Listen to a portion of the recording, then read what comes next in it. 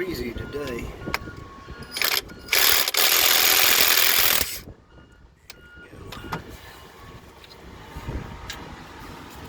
Figure out what I got going on with the transmission here. It's pulling fine, but it ain't wanting to kick in gear right, so I got a stopped up strainer. Magnetic strainer. Grab another wrench.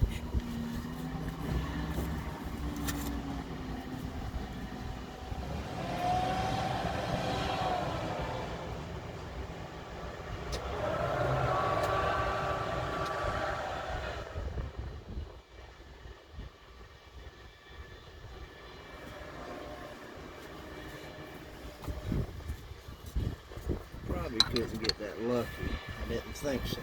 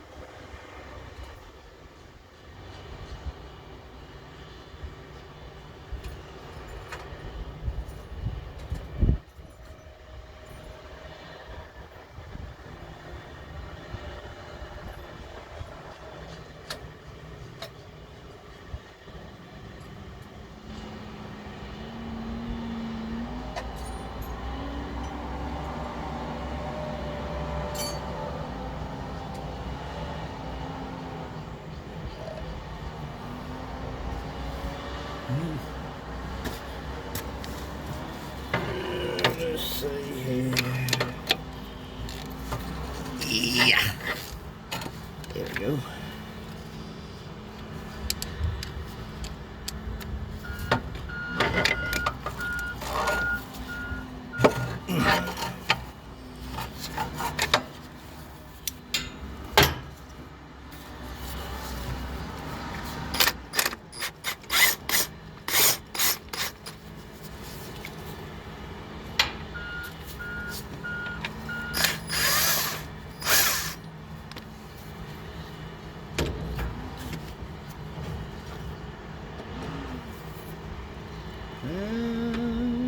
See what we find in here.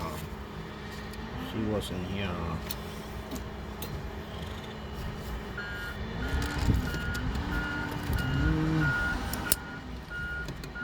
Oh yeah, a lot of trash in that. That's letting me know, but still, that ain't the problem, folks. Ain't enough trash in that to cause any issue. Matter of fact, she's got some steel on her.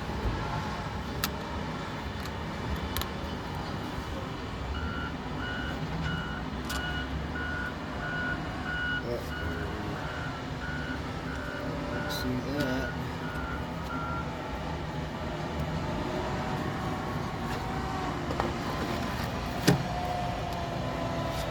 On that note, I just found is not good.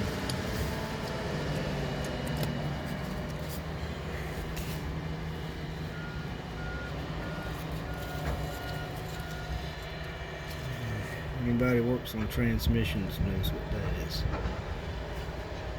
That is a catastrophic failure waiting to happen.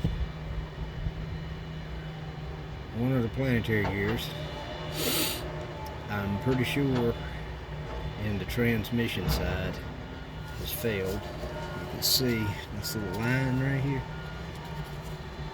That's what allows it to get oil in there. But see, this is a plastic style deal, and it's just a spacer. It's just hard plastic. But if I got this in here, and I got that much material in the transmission, that only means one thing. I need a transmission rebuild, which ain't gonna happen today. I am going to ease around with it, get what I need to get done for today, and that's it. The damage is done, unfortunately. Like that old saying goes, you gotta get the ox out the ditch.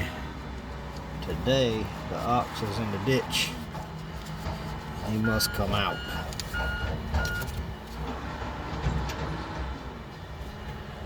So,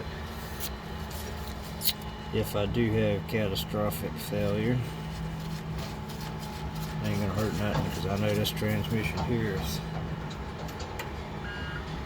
it has seen its better days. She has definitely got some hard miles, very hard miles on her.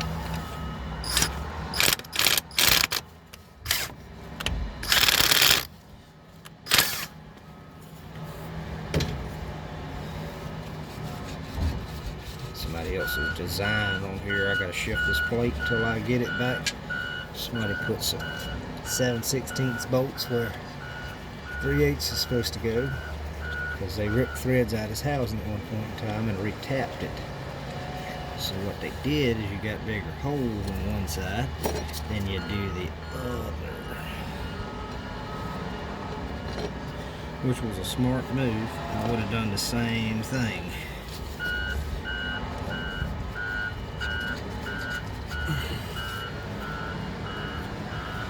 Bet you this housing, if you had to buy it today, if you didn't know how to repair it, would be anywhere from $800 to $1,800.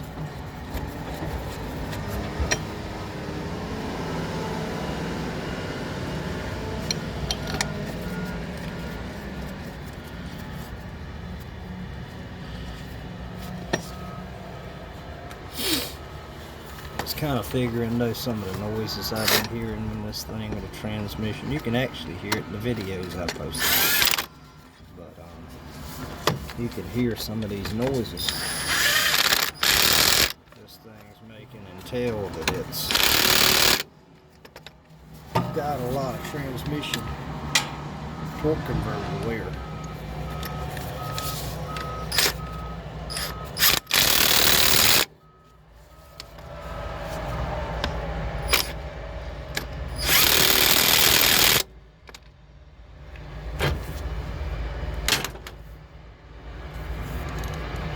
Hey, it ain't nothing but a thing. Nuts and bolts. Nothing can't be fixed. You know?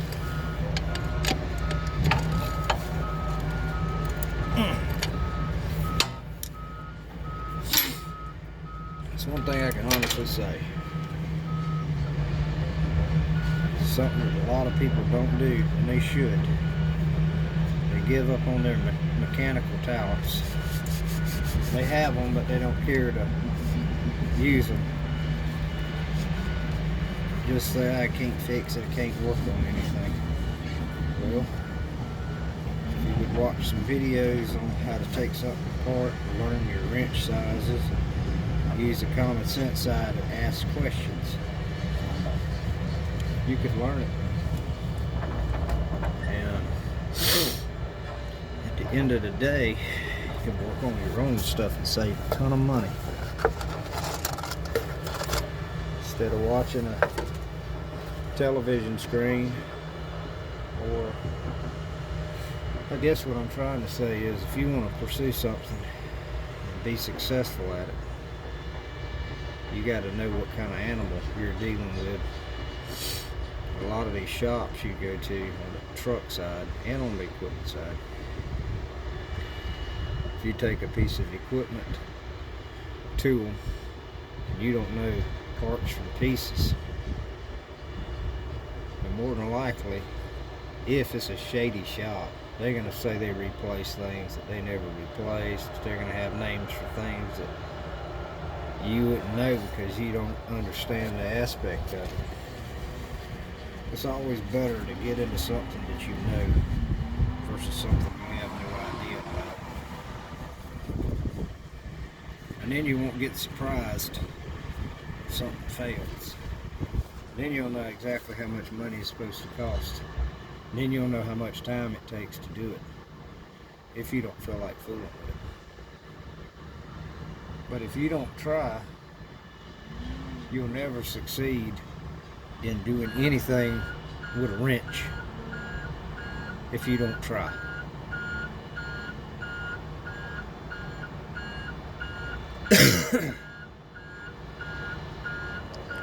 I'm not talking trash, I'm just giving you the basic facts. If you know these things, then these shops, they can't touch you. You can back them up, say, hey, I know all about that. You got to pull this off and do this to get this. Call around and price things out. Price your parts and price different things. Find out how much, like this transmission torque converter. I want to know how much a complete torque converter and transmission rebuild kit, all the bearings, all the gears, everything. Then you'll know whether somebody's trying to shaft you or not on building something. Call around and get the prices. Don't give them the opportunity to get the price for you. Call some other shops. You'll find one, guarantee you, it's going to be cheap. Call 4 or 5 places. Don't go to one shop just because you think that's the right place to go. Call around and price around. You'll be amazed at how much money you can save.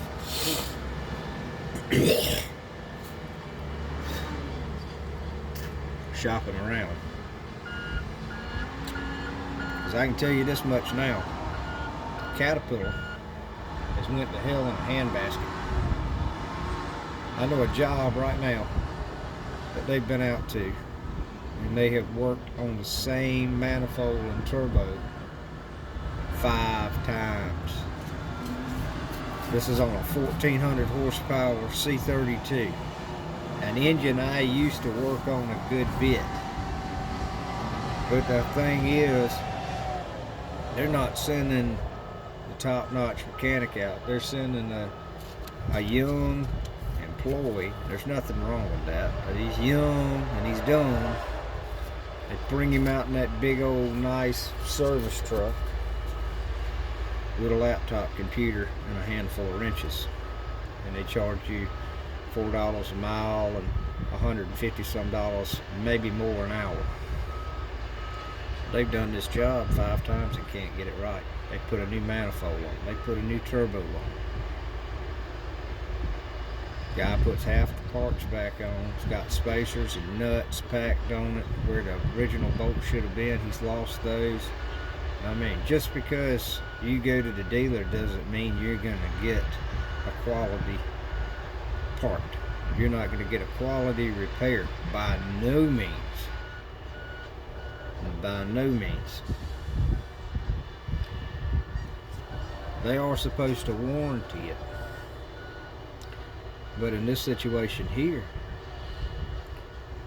which I think is screwed up, the cat dealer is not backing up what they've done. They're not going back and saying, oh well, we screwed up and we got to come out, we got to make it right. They're not doing that. And the guy that I know, I'm not saying their names, the guy that I know, he's in the same boat. He doesn't know, he knows nuts and bolts, but he doesn't understand the mechanical side of it. So they're steadily trying to charge this guy for 4 or 5 trips of coming out and working on his stuff. I called him on the phone. I said, you having a problem with that again? He said, yeah. I said, well, you need to call them, tell them they're going to warranty their work. They're going to do it right. And it don't matter if they have to put everything on that side of the engine brand new. You got downtime. I mean, you got air filters. Anytime you get a manifold leak, you're going to get soot. It's going to go right back in the air filter system. On an engine that's a power unit, it's going to go right back in the air filter system. It's going to smut everything up. I mean, it's just a mess. Next thing you know, you're stopping an air filter up. And you know, a turbo, when you stop an air filter up, a new turbo, a lot of people don't know this, but what a turbo does when the air filter's clogged is it sucks against itself. It's pulling so much vacuum on the compressor side that it actually sucks against itself, and it'll burn the bearings right out of it. That's the worst thing you can do on a turbo, is run a bad air filter. Now, I won't lie to you, a lot of people they'll dispute this back and forth. You got an inner and an outer air filter on most construction equipment and most power unit stuff. And what I mean by a power unit is either a generator or something that drives a water pump or something that drives some kind of mechanical deal.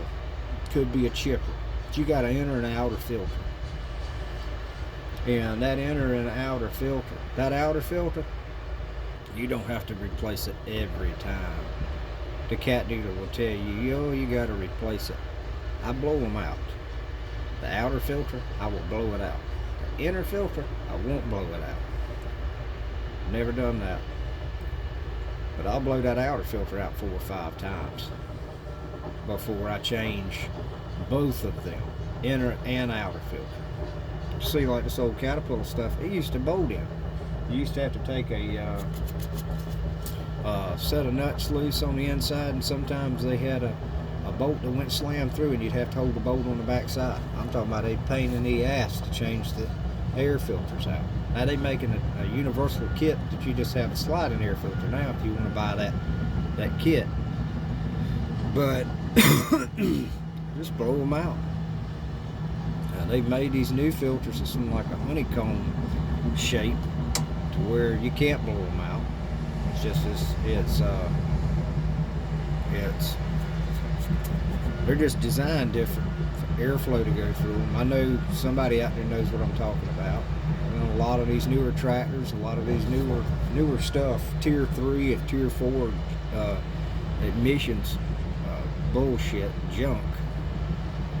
But they done that for a reason, because they had a lot of guys like me would blow them out. And you're not, I mean, hell, air filters, God knows, a couple of $100 for an air filter now. You got the inner filter, you got the outer filter.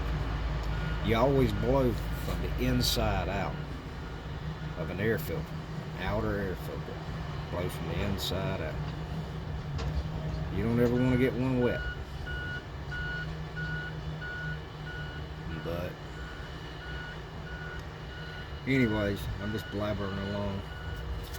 I reckon I'm gonna run this machine not too hard today, but I'm gonna use it a little bit today, and then I'll put her on the low boy and truck her on back to the shop and bring something else out.